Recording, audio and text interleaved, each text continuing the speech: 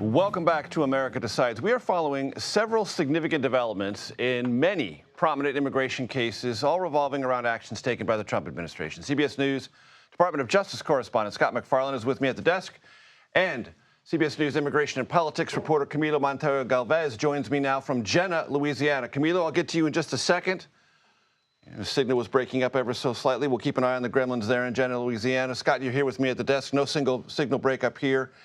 Catch us up on this back and forth today in a federal district court over Kilmar Abrego Garcia, the man incorrectly, by the Trump administration's own admission, deported to El Salvador. A man mistakenly deported to an international prison. This is a mistake that's got to get fixed, and soon, according to the representatives of Mr. Abrego Garcia, and according to the judge and the Supreme Court.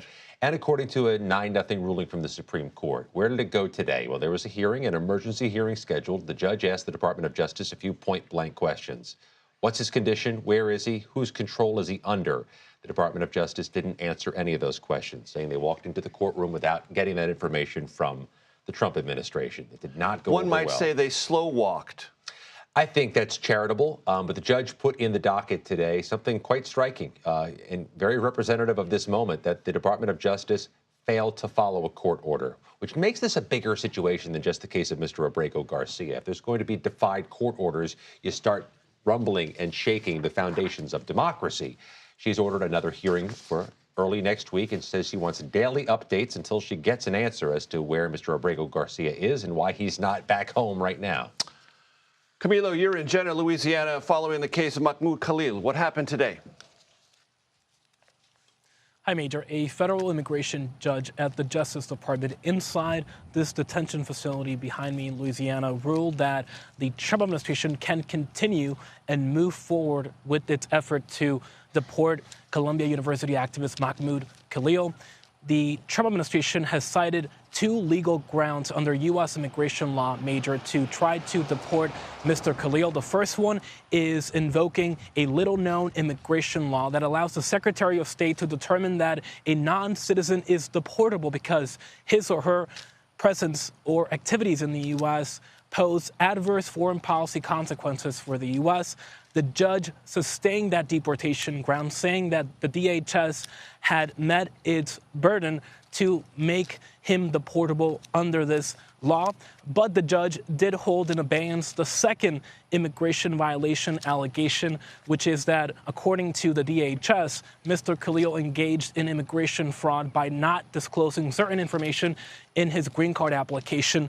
So this is obviously a significant legal setback for Mr. Khalil and his team, and a victory for the Trump administration, which has been targeting foreign students on college campuses who it says are engaging in activity that is pro-Hamas. Of course, the administration has never presented evidence, Major, we should note, that links Mr. Khalil to Hamas or any other terrorist group. And I should note that concluding this hearing, Mr. Khalil was able to speak and offer some remarks. And he said that the judge in this case had previously talked, Major, about the notions of due process and fundamental fairness, quote unquote, but he said those principles were not followed in this case.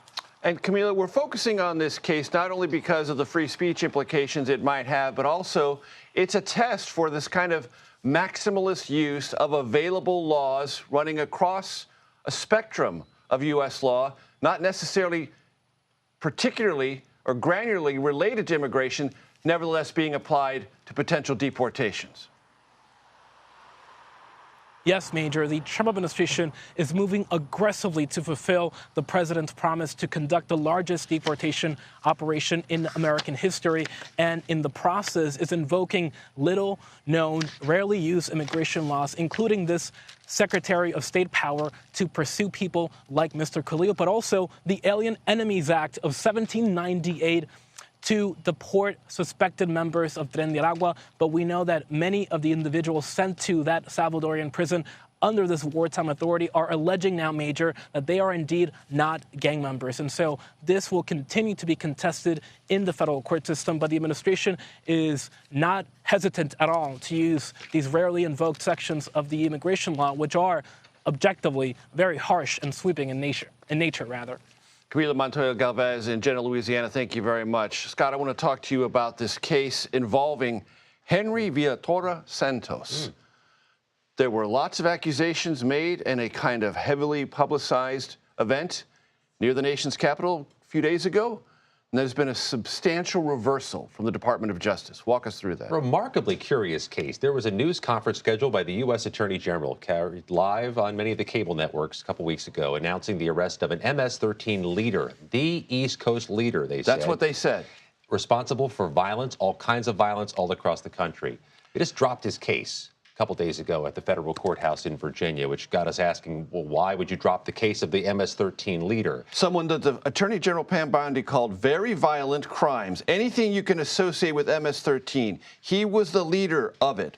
All of the violent crimes, unquote. Three big issues here. First of all, the indication is they want to drop the case so they can just quickly deport him. But there's two problems there. First of all, there would be victims and victims' families of all that violence that would like to have their day in court, have some justice, have them held accountable in the U.S. What's more, if you don't go to court and make any accusations, and they've specified none of this in their court filings, how do you have to prove it? What do you have to show that those allegations are true before you deport him to El Salvador or elsewhere? This is raising a lot of concerns with critics of the Trump administration. And there's a precedent of doing this, prosecuting someone so once they are deported, they can never come back in. We had a former federal prosecutor tell CBS News this is exactly the person you do prosecute, to first of all, for a deterrence message, second of all, to avoid him ever getting back in the U.S. If the evidence is strong enough to prosecute. Scott MacFarlane at the desk. I appreciate it very much.